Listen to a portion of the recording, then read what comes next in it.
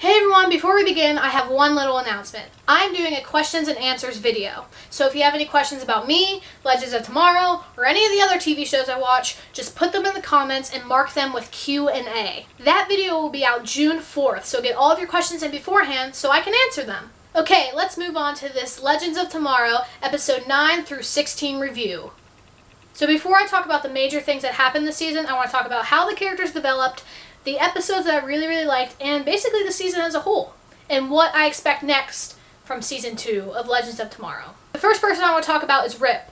I didn't really like him the first half of the season. He was new, he was interesting, but he was very controlling on how the team behaves and what they did. However, the back half of the season really showed how much he evolved as a character and how much he cares about the team. We also got a little bit into his past with the Jonah Hex episode that really showed how much he cared for that certain time period and how people could get stuck in a certain time period. And I enjoyed finding out that he wasn't perfect when time traveling and being a time master, kind of like how he puts on this physique of, I did everything right, I followed the rules, I did everything. But when we found out that he actually stayed in the 1800s and he was actually living there and changing things, that was really interesting to me, showing that he has some flaws too.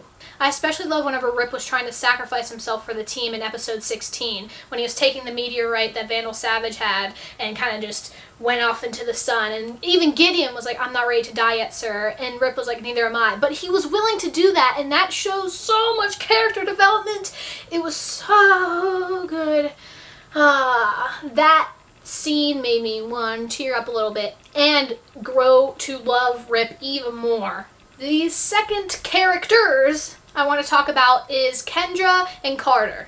I was never a huge fan of Kendra and Carter. Of course, Carter died in the second episode, and we really didn't see him as much as I would like to, but we still saw enough for me to enjoy him on screen and enjoy his chemistry with Kendra. I really like Kendra. We didn't really see much about her. It was more focused on her relationships, including with Ray and Carter, and just that constant battle. Even with Vandal Savage, it was more about her relationship with other people than herself. But as a character, I grew to really like her because she learned how to fight. She learned to stand up for what she believes in, and she cares about a team. She didn't really have a family before, and now she does. The relationship between Kendra and Ray, I didn't mind. However, I wasn't too fond of it because I don't like forced relationships. Exhibit, Kara, and James from Supergirl. Sorry, people who ship them. Karen went all the way! Moving on to Ray. Oh, the lovable dork of a scientist, Ray. You messed up a lot this season. He lost the piece on his suit. He probably did a lot more than he needed to. He tried to be a hero in instances where he didn't really need to be. He needed to be more of a kind of like a person like Captain Cold or McRory. Overall, I really love Ray. Even if he messed up sometimes this season, he has a huge hero complex and he has a huge heart, and that's something that's needed in this show because not a lot of the characters on the ship have such a big heart as Ray. I could see him and McRory coming together and making a new partnership, especially because of the thing that happened with Leonard Snart, but we're not going to talk about that right now. I'll talk about that later, and you'll see me rant and rant and rant. Let's talk about Firestorm. Dr. Stein and Jax. Their chemistry, don't get me wrong, I love Stein and Ronnie. They were great, but we're seeing a lot more of Jax and Stein right now. And seeing them together, behaving together, building off, bantering, it's awesome. I felt neutral about them at the beginning because I didn't know a lot about them, but as the season went on and they were in more dangerous situations and they had heart-to-hearts, I could see Stein being a real father figure, even if he's a little older, to Jax, and you could see Stein trying to protect Jax with different instances, like with Jax's dad, and Stein wanting Jax to have a conversation with his dad. It was awesome, and I have a feeling that we're going to see a lot more of that next season, and we're going to see their relationship grow in ways we will never imagine. Now on to the villain of the season, Vandal Savage. Overall, I thought he was a very menacing villain. He was calm, cool, and collected, even if he raged out on certain times, which were needed, but he was a very just slow, like a nice, he knew what he was doing the whole time. He knew what he was doing, and especially because of that twist at the end when we found out the Time Masters have been helping Vandal the whole time. Blew my mind away.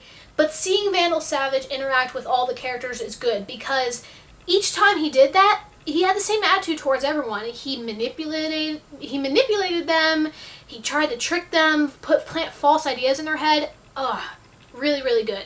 The only thing I was disappointed on was how he died. It was a cool death, how they had to kill 3 different versions of him for him to actually die. I just feel like he isn't. It was too easy. A guy like that, a guy like Vandal Savage, when we first got introduced to him, they had to use the spear thing to blow him up. That was huge. He's not dead. That's my running theory right now. We'll see how that works. Alright, on to Sarah Lance. Oh, my baby Sarah. Just one scene that I need to point out is in episode 16 when she found out Laurel died was... that happened. We of course known Sarah from Arrow, and I always really liked her on Arrow, but Legends of Tomorrow has made me love her so much. Her chemistry with everyone is superb.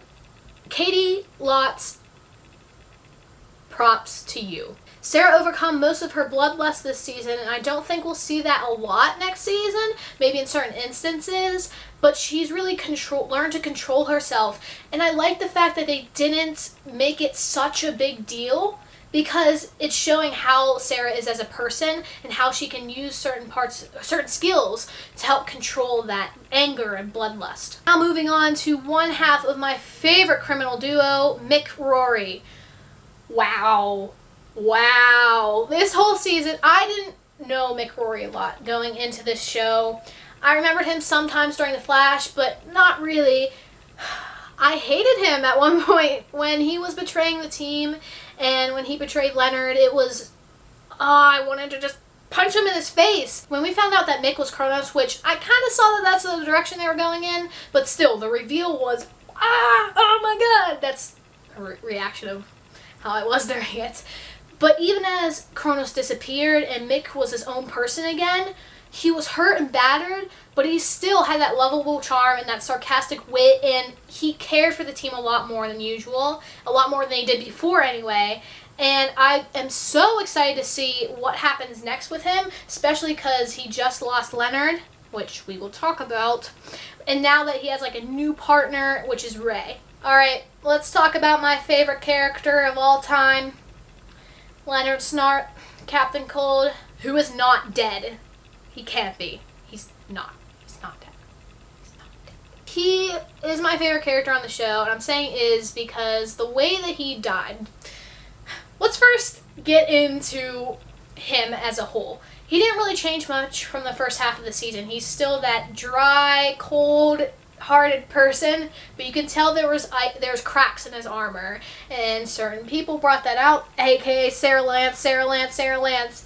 Certain people brought out his heart, and he turned out to be a hero after all. Now, I am a huge Captain Canary shipper. I can't handle these two. If you know me, if you watch my Arrow reactions, you know how much of a Felicity fan I am. But Captain Canary, God, the chemistry is just so... I don't know why I did that. Good! They played it perfectly. It was such a slow burn, and then finally we got to this jewel and destruction of an episode 15, Destiny. Now I knew that Sarah and Leonard were supposed to kiss, and I was dying when I first found out, but then my mind started to go to worst case scenario. I'm like, well, why does Sarah look sad when she's kissing Leonard? Why is that a thing? Is he gonna die, or she wouldn't die, because, come on, she died like 7 times. But is he gonna die? Like, what's gonna happen? And then my worst fear in the world happened. When Ray was holding the button to explode all of the Time Master thing, you know what I'm talking about. When he was holding the button, and then Mick came in, and then I saw Leonard's face, and I knew exactly what he was going to do. I knew he was going to sacrifice himself. And especially because we haven't gotten that kiss yet, and it was like 5 minutes left of the episode, I'm like, oh no. I started to cry before it even happened. And then finally, Leonard hit Mick over the head. Sarah came in and was like, we have to go. And then there was like, no, I can't. Then they kissed. And I just stopped, and then he released the button saying there are no strings on me, and I was done. I was seriously considering not watching the show anymore. The whole episode was building up that Sarah and Leonard scene, the kiss. Especially because Leonard went into Sarah's room and was basically telling Sarah, hey, I've been thinking about us in the future and could we give this a shot? And of course, Sarah didn't really acknowledge it. But when Leonard was about to die, I could see Sarah finally realize that I have to kiss him now or I'm never going to get a chance to. And I love that. Even though I hated when he died. I didn't know that Wentworth Miller only signed on for like a couple of the episodes, or he only wanted to be in certain episodes of season 1. I didn't know that.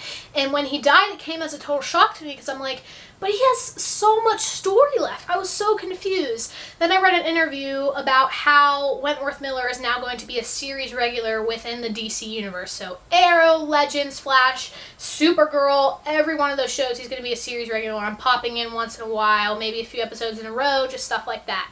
So that is my hope, that he is not dead. I don't think they would kill him off and ruin that Sarah and Leonard storyline because I do believe that they're supposed to end up together. I really enjoyed how they wrapped up the storyline, even though it's kind of shaky on the whole Vandal Savage thing at the very end. I still like the fact that they made it stop with it and not drag it on long. I am surprised on the fact that Kendra and Carter are not going to be a part of the team anymore. When they flew off, I thought, oh, they would come back, but I did read an interview with the actor and actress that played them, and they said that they were leaving the show. I'm okay with it because I felt like there's no more story that they could hold together, and I'm glad that they send them off now instead of just dragging their characters along just for the ride. We got introduced to a new character at the very end of the show called Our Man, and he's interesting. We learned about a minute of his character, but I'm excited to see what happens with him and what happens with Season 2. My speculation on Season 2 right now is not a whole lot, especially because of the whole Flashpoint Paradox thing is happening, affecting all of the shows. Maybe things have changed. Maybe Leonard is alive. Let's hope. But I can't wait until September. And I am going to do a first half of the season review and then the last half of the season review, just like I did with Season 1.